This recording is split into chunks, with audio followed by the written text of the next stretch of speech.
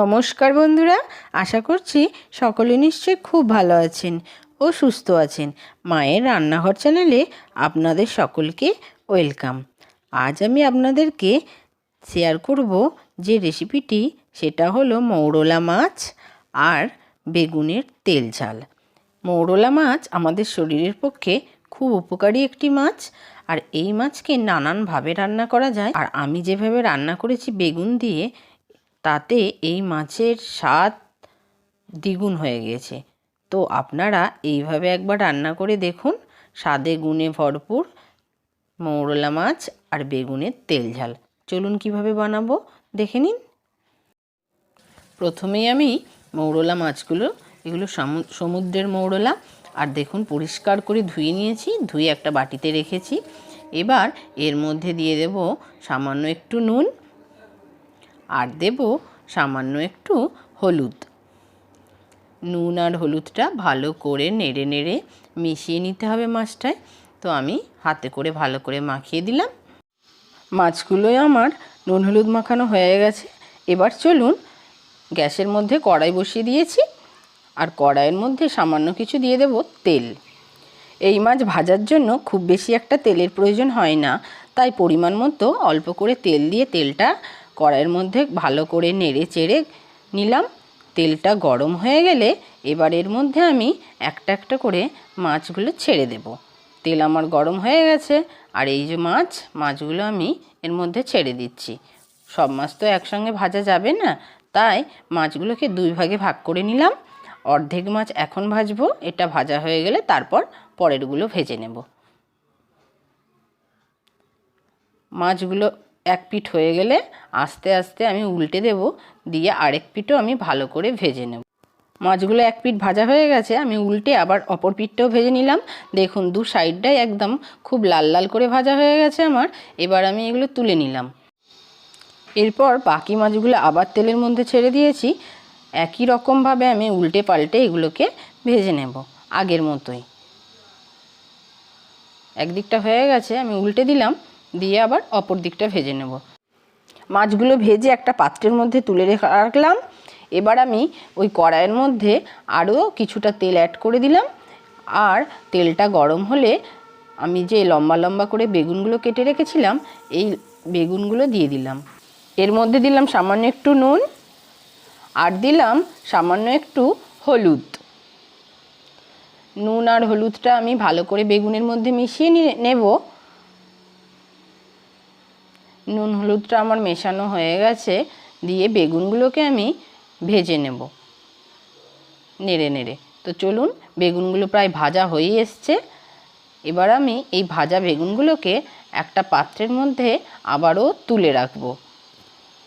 বেগুন ভাজাগুলো তুলে নিয়ে এবার আমি ওই কড়াইয়ের মধ্যেই দিয়ে দেব সামান্য কিছু তেল। তেলটা দেওয়ার পর তেলটা গরম হয়ে গেলে এর মধ্যে আমি দেব হাফ টিস্পুন জিরে, আর দেব দুটো কাঁচা লঙ্কা। এগুলো আমি ফোড়নের জন্য ব্যবহার করেছি। জিরে আর কাঁচা লঙ্কাটা কড়াইয়ের মধ্যে একটু নেড়ে চেড়ে এর মধ্যে যে রসুন কুচিয়ে রেখেছি আমি লম্বা লম্বা করে, এই রসুন কুচিগুলো দিয়ে দেব। রসুন কুচিগুলো দিয়ে সামান্য একটু নেড়ে চেড়ে একটু ভাজা ভাজা হয়ে যাওয়ার পর দেখব একটু ভালো স্মেল বেরিয়ে গেছে, তখন আমি এর মধ্যে অ্যাড করে দেব পেঁয়াজ কুচি। এইভাবে লম্বা লম্বা করে আমি পেঁয়াজগুলো কুচিয়ে রেখেছি, এই পেঁয়াজগুলো দিয়ে দিলাম। পেঁয়াজগুলো নেড়ে নেব একটু ভালো করে। আবার পেঁয়াজগুলোকে আমি হালকা বাদামি করে ভেজে নেব। দেখুন আমার পেঁয়াজগুলো ভাজা হয়ে এসছে অনেকটা। এবার এর মধ্যে দিয়ে দেব টমেটো। আমি একটা টমেটোকে লম্বা লম্বা করে কেটে নিয়েছি।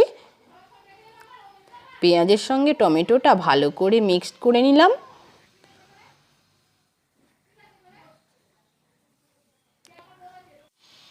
এরপর টমেটোটা আমি নেড়ে চেড়ে একটু ভেজে নেব।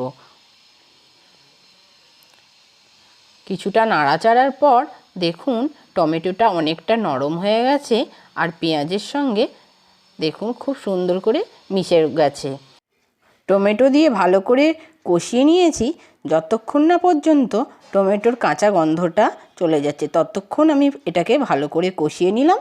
এবার এর মধ্যে আমি দিয়ে দেব হাফ টিস্পুন হলুদ গুঁড়ো, আর দেব হাফ টিস্পুন কাশ্মীরি লঙ্কা গুঁড়ো, আর দিলাম হাফ টিস্পুন জিরে গুঁড়ো, আর হাফ টিস্পুন ধনে গুঁড়ো।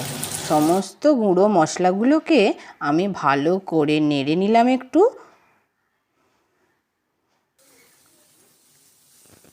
খুব ভালো করে মেশানোর পর আমি এর মধ্যে এবার দিয়ে দেব সামান্য একটু নুন, পরিমাণ মতো বা স্বাদ মতো, আর এর সাথে দেব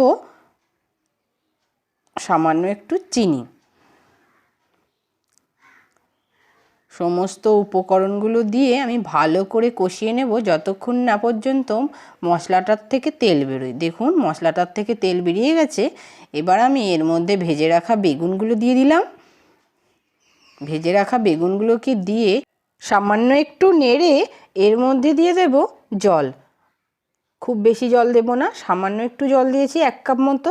দিয়ে আমি মশলাটাকে ভালো করে মিশিয়ে নিলাম। বেগুনগুলো ভালো করে মিশিয়ে নেওয়ার পর এরপর আমি এর মধ্যে ভেজে রাখা মাছগুলো দিয়ে দিলাম।